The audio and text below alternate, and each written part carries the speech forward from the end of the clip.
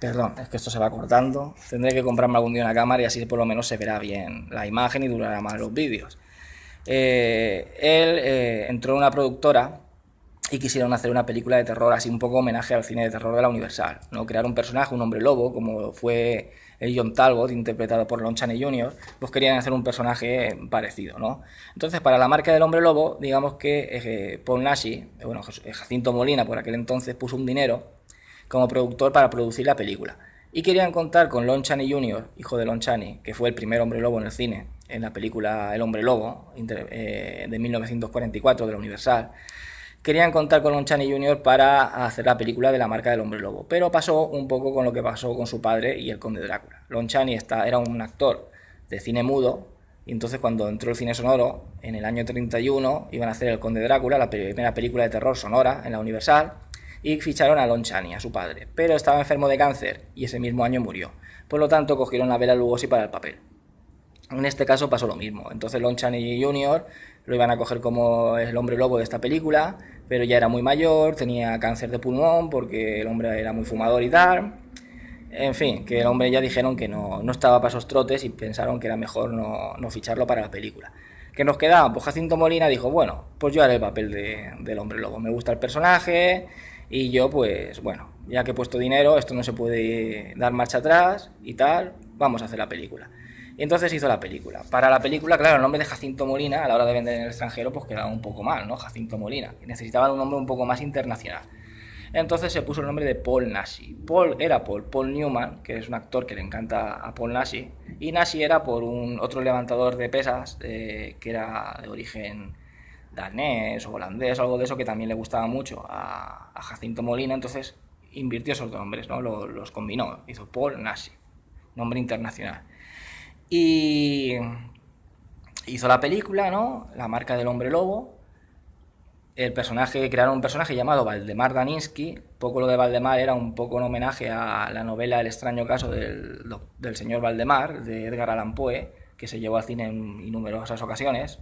En la serie esta de Historias para no dormir, Narciso Ibáñez Serrador la llevó en 2 temporadas. Hizo un capítulo en los 60 y otro en los 80, las dos interpretadas por su padre. Luego en los 90 dirigió una George Romero en la antología de películas, que eran dos, junto con Dario Argento, Los ojos del diablo. Eran dos películas en una. George Romero dirigió El extraño caso del señor Valdemar y Dario Argento la de El gato negro. Y la antología de esas dos películas juntas se llamaba Los ojos del diablo. Pero bueno, me estoy yendo un poco por los cerros de Úbeda. La marca del hombre lobo. Creó un personaje que era Valdemar Daninsky, como igual que fue en su día John Talbot, ¿no? El interpretado por Lon Chaney Jr. en las películas de la Universal. Y la película tuvo un éxito brutal, ¿no? Una película que fue un boom en España. Y dijeron entonces, fodré, esto es un filón, hay que hacer más películas de hombre lobo. El personaje de Valdemar Daninsky dio para un montón de películas. Enseguida se hizo una segunda parte, que fue El retorno de Walpurgis. Luego también fue un gran éxito, pues entonces hizo una saga de películas de Valdemar Daninsky, de ese personaje, de ese hombre lobo, todas ellas interpretadas por Paul Naschy, que se convirtió en una gran estrella. Luego fue La furia del hombre lobo, La noche de Walpurgis, que fue la que más éxito tuvo, dirigida por Leon Klimovsky, La maldición de la bestia, Doctor Jekyll contra el hombre lobo, en fin, se hicieron un montón de películas de este personaje.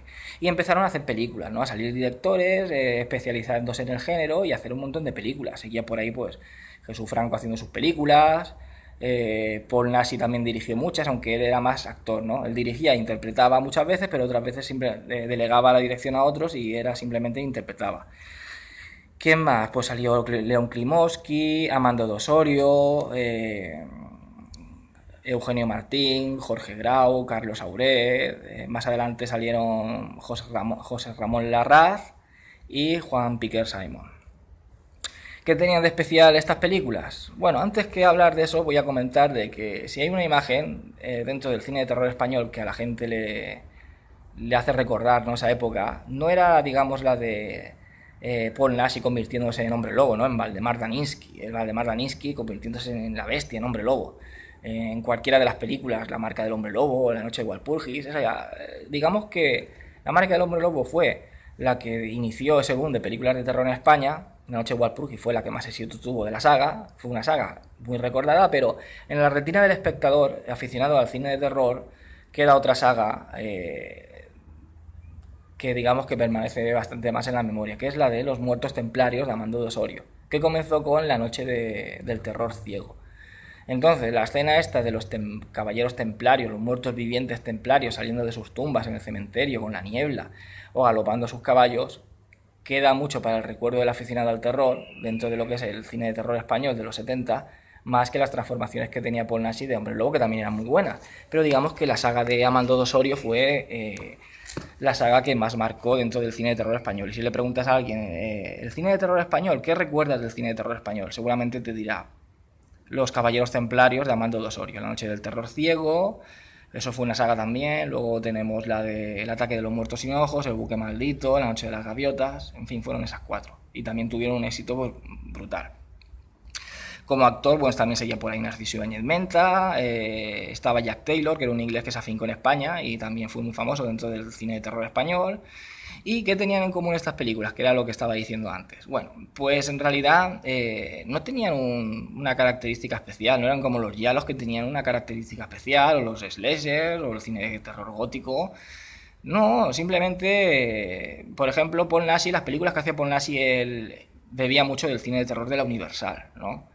De monstruos, ¿no? El hombre lobo, de mezclar monstruos. El cine de terror de la Universal, cuando la época que tuvo un poco de decadencia ya durante los años 40, finales de los 40 y tal, pues empezaron a mezclar monstruos, ¿no? Por decir, pues vamos a enfrentar Drácula contra Frankenstein o contra el hombre lobo, vampiros contra hombres lobo, un poco para llamar la atención del espectador y que fuera a ver las películas y siguieran dando dinero.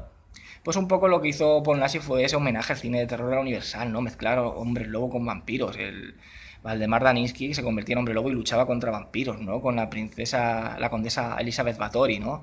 Que era esta, le llamaban la condesa Drácula, fue de una novela también y fue llevada al cine en bastantes ocasiones. Una de ellas la llevó la Hammer, ¿no? Con la condesa Drácula, pues utilizó mucho ese personaje, enfrentando a Elizabeth Bathory y sus vampiras contra el hombre lobo, contra Valdemar Daninsky. Y llegó a enfrentar pues el hombre lobo con el abominable hombre de las nieves, con la película La maldición de la bestia. Mezclar el personaje del Dr. Jekyll y Mr. Hyde con el hombre lobo, con la película El hombre lobo contra el Dr. Jekyll. En fin, era un poco eso. También luego las películas de la Universal estaban basadas en la época actual, de aquel entonces. Quiero decir que eran leyendas a lo mejor del siglo XV o XVI, pero ambientadas en la época actual. Si la película estaba rodada en el 31, pues la película estaba basada en esa... La historia estaba basada en ese año, en el 31, con un personaje a lo mejor como el Conde Drácula, que venía del siglo XV, pero la película estaba basada en la época actual, cosa que las películas de la Hammer no hacían eso. La película de la Hammer era, si la leyenda del Conde Drácula estaba basada en el siglo XV, pues la película estaba basada en ese siglo, en el siglo XV. Por lo tanto, esa historia estaba basada en ese año. Por eso le llamaban el cine de terror gótico. Entonces, el cine de terror de Paul Naschy se alejaba un poco de eso, llegaba un poco a hacer lo que hacía el cine de la Universal. La película estamos en el 70, pues la película está ambientada la historia en los 70. Que la leyenda a lo mejor que se despiertan de hombres lobo, vampiros o lo que sea de 1500, por ejemplo, vale, pero la película hemos en los años 70 y se desarrolla en esa época. Era un poco las características que tenían las películas de Paul Naschy. Luego también eran más sangrientas que las de la Hammer. Si las de la Hammer empezaron siendo un poco más suaves, más light, empezaron a ser más fuertes en los 70, cuando empezó un poco pues el cine de terror italiano, los giallos y tal, a meter más boom, más sangre. El cine de terror español también era más sangriento, pues la Hammer empezó un poco a ir metiendo más hemoglobina en sus películas, pero en un principio no eran muy sangrientas. Las películas que hacía, por ejemplo, Paul Naschy de monstruos, pues sí que eran sangrientas. De ahí bebía un poco del cine de terror italiano, que era más potente. Ahí un poco el cine de Paul Naschy iba encaminado ahí, un poco en mezclar monstruos, hacer un cine de terror bastante potente en cuanto a sangre, aunque eso eran todos, ¿no? Los directores del cine de terror español también era bastante potente, igual que el italiano, en ese aspecto se parecían muchos. En España también se hicieron muchos giallos, ¿no? Paul Naschy, por ejemplo, interpretó dos, la de Una libélula para cada muerto y la de Los ojos azules de la muñeca rota. Los dos son muy buenos, pero la de Los ojos azules de la muñeca rota la verdad es que es muy recomendable. La película está muy muy bien. Jesús Franco también bebió mucho del cine de terror italiano, ¿no? Los zooms a los ojos los cogió de Lucio Fulci, del cine de Lucio Fulci, ese zoom que dirige hacia el rostro del protagonista, sobre todo hacia los ojos. Luego también el colorido, muchos planos también eran tomados del cine de Dario Argento. En fin, Jesús Franco cogió mucho del cine de terror italiano, dándole un poco su estilo, está claro, pero cogió mucho del cine de terror italiano. Y era eso, que no tenía o sea, un estilo específico, ¿no? Digamos, porque se hacía cine de terror. Al estilo cada uno, pues le daba, a Jesús Franco le daba un aire italiano, ponle así un aire un poco al cine de terror de la Universal, pero con más sangre. Cada uno le daba un poco, digamos, su estilo, pero alguno pues hacía a lo mejor algo un poco más al estilo de la Hammer, como hizo Eugenio Martín con la de Pánico en el Transiberiano, que logró conseguir a fichar a Christopher Lee y Peter Cushing, que por aquel entonces eran unas grandes estrellas del cine de terror inglés, que también hicieron bastantes películas en España. Jesús Franco fichó a Christopher Lee en más de una ocasión, en su película El Conde Drácula, que fue la versión más fidedigna que se hizo hasta la fecha de la película del Conde Drácula, pues está protagonizada por Christopher Lee y es una película de Jesús Franco. En fin, fue una tendencia, no fue un tipo de género que se diga, bueno, esto es un subgénero y es un estilo de terror que tenga unas pautas, como los giallos o como los slashers. El cine de terror español era cada uno de una manera, ¿no? Ponerlo así, pues aparte de cine de monstruos, pues ha hecho giallos, ha hecho películas de terror pues de todo tipo, ¿no? Y ha creado un montón de personajes. Ha hecho de Conde Drácula, ha hecho de la momia, aparte de Valdemar Daninsky fue el más famoso, pero también ha hecho este también que hizo la película El espanto surge de la tumba, también muy buena de Paul Nashi, hacía de mariscal este, che, ¿cómo se llama? Tenía un nombre francés. Ahora no lo recuerdo, che. No me acuerdo. También fue un personaje que creó y luego utilizó en otras películas como El Mariscal del Infierno o Latidos de Pánico. Y entonces han hecho muchas películas aquí de terror muy buenas. Fue un boom que hubo durante los 70 y ahí ya, pues como todo, a los 80 ya, a principios de los 80 empezó a decaer, a decaer, a decaer. Durante el resto de los 80 pues ya decayó del todo y ya pues dejaron de hacerse películas. Durante los 90, a mitad de los 90, quisieron volver a la moda, ¿no?, del cine de terror en español, cuando salió Scream, Vigila quien llama y tal, pues quisieron volver a hacer aquí películas, hicieron algunos slashers, pero eran películas muy malas, Turno Negro, o sea, de Mil cámaras velan por tu seguridad, a mí no me gustaban. Fue una tendencia que hubo corta y desapareció. Luego vino la Fantastic Factory, que era esa productora que tenía Julio Fernández y Brian Yuzna, que ficharon a directores como Stuart Gordon o Jack Shoulder. Hicieron algunas cuantas que estaban bastante bien, como Dagon, La secta del mar, Beyond Reanimator o la de Darkness. Luego la empresa quebró y ya no se hicieron más películas. Hoy día pues también parece que está por ahí Jaume Balagueró, que quiere hacer cosas. Algunas están bien, algunas están mal, pero bueno, no es como lo que hacían antes, ¿no? Digamos que según de los 70 no va a volver en el cine de terror español, por lo menos por ahora. También noto la diferencia porque, aunque antiguamente tenían menos medios, hoy día el cine tiene más medios, el cine español tiene mucho más medios que el de antes. Sin embargo, no sé por qué, las películas de antes igual eran porque estaban dobladas, pero tú la veías y si no era porque reconocías a algún actor o porque te lo decían, no sabías si era española. Te podía parecer una película inglesa o incluso hasta norteamericana. Una película de Jesús Franco, los asesinos de La noche de los asesinos, te dicen que está en Nueva Orleans y te lo crees. Luego al final de la película ves que está rodada en Orihuela, por aquí cerca, en un pueblo por aquí cerca. Drácula contra Frankenstein, el castillo que está en el castillo de Santa Bárbara de Alicante. Y te ponen como que están en Transilvania. Y te lo crees. El castillo donde ocurren muchas de las historias de Valdemar Daninsky, te dicen que están en Transilvania. Ahí sí que se nota un poco que es alguna especie de pedanía de Madrid, que están por la montaña, ¿no? Porque Madrid es una zona muy montañosa, entonces como que se nota un poco. Pero bueno, que parecen películas extranjeras. Sin embargo, hoy día la ves y nada más empezar sabes que es española. El sonido está peor, se oye peor. No sé, no me gusta mucho el cine que está en general, ¿no? Que está viendo en España últimamente. Hay algunas que son buenas, pero generalmente, no sé, no me convence. La ves y como que tienen más calidad las de antes. No porque sean españolas, que digan, no, es que se nota que es española, es que se oye el sonido peor, es que se ve como más cutre. Y eso que tiene más medios. La verdad es que no sé por qué es. Igual antes se esforzaban más porque las querían mandar al mercado internacional. Querían que fueran películas como con un aspecto más internacional. Hoy día no sé por qué no ya han llegado a conseguir ese aspecto. Y bueno, pues las películas tenían también un aire muy lúgubre, una buena ambientación y una buena atmósfera, pero bueno, por aquel entonces las tenían todas, ¿no? Las italianas, las inglesas. Durante los 70 hubo un boom dentro del terror en general, en Europa y en Estados Unidos. Mientras en Estados Unidos estaban gestando los nuevos grandes talentos del terror, como eran Top Hooper, George Romero, o Wes Craven o John Carpenter, que serían los que en los 80 partieron la pana y empezaron a hacer grandes películas que fueron la bomba, grandes clásicos. El slasher era lo que imperaba en los 80, hasta que llegara eso durante los 70, digamos que todo eso se estaba gestando. Y fue un boom, ¿no? El cine de terror moderno norteamericano estaba creándose con esos grandes directores y en Europa pues estaba a la orden del día el cine de terror inglés, el italiano, el español. Luego en los 80 pues fue el americano quien se puso en cabeza y ya el italiano estaba ahí dando sus últimos traspiés, el inglés casi que estaba muerto y el español muerto del todo prácticamente. Entonces eso es lo que pasó. Pero durante los 70 se hicieron muchísimas películas de terror en España y muy buenas, muy a tener en cuenta.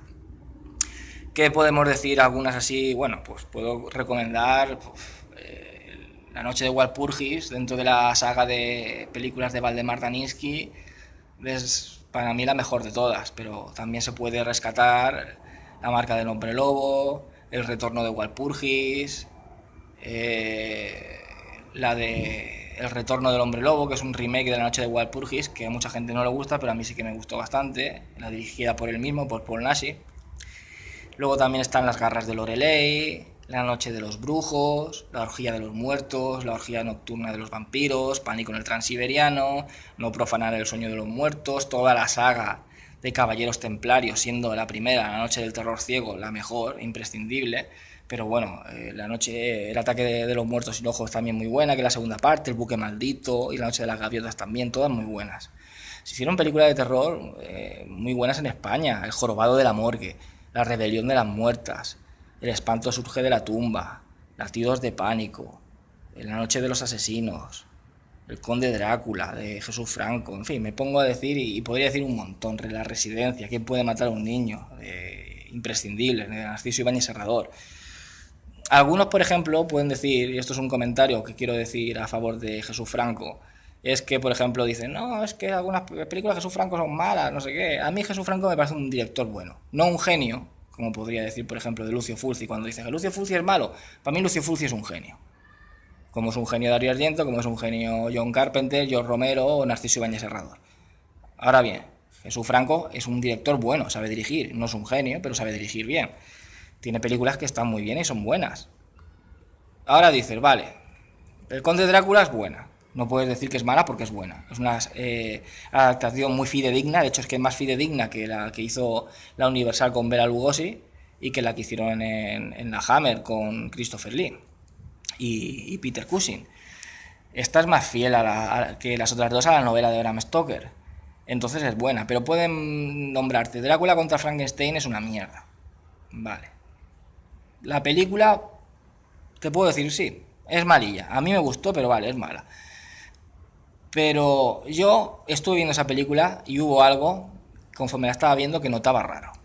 ¿No? Estaba viendo la película y estaba diciendo, aquí hay algo raro, no sé lo que es, y no sabía lo que era, y venga, ¿y qué es? ¿Y qué es? Algo raro, hay algo raro, y no me daba cuenta.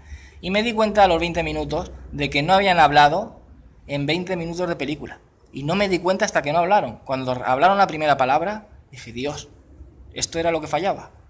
Entonces, si una película no habla, que es algo que te das cuenta enseguida, yo me di cuenta, me pongo a ver una película y digo, fotré, llevan 10 minutos sin hablar, y me di cuenta. Cuando no te das cuenta es porque hay algo que te engancha en la película, algo que te gusta. Visualmente la película está muy bien, bebe mucho del terror italiano. Está la película muy bien, hablan muy poco en toda la película, es casi una película, por decirlo, muda, hablan 4 palabras. Es una película muy visual, pero está muy bien. La película, lo que es visualmente, recuerda mucho al cine de Argento, salvando las diferencias, sí. El personaje del conde Drácula que interpreta a Howard Vernon no está muy allá. Sale por ahí un hombre lobo un poco trapero, vale, lo que tú quieras, es un poco casposa, sí. Pero la película está entretenida, ya que no te das cuenta de que no hablan en toda la película y ni siquiera hace falta de que hablen. Y es una película muy colorista, como muchas películas del cine de terror italiano, y una película muy visual, que juega mucho con los planos, con los movimientos de cámara, los zooms y tal. A mí me gustó. Entonces yo no la considero una película mala. Aunque me pueden decir que es mala, pues bueno, pero yo no la considero mala. Killer Barbies, que fue la última película que hizo que a mí me gustó de Jesús Franco. Después de Killer Barbies, para mí lo que hizo ya fue una mierda. Killer Barbies, era una mierda Killer Barbies, tal, no sé qué, bueno. Vale, también digo lo mismo que con Drácula contra Frankenstein, pues la película es una película muy traperilla, tal, lo que sea, pero bueno, también te lo pongo lo mismo. Es una película del 96 y si te dicen que es de los años 70, te lo crees.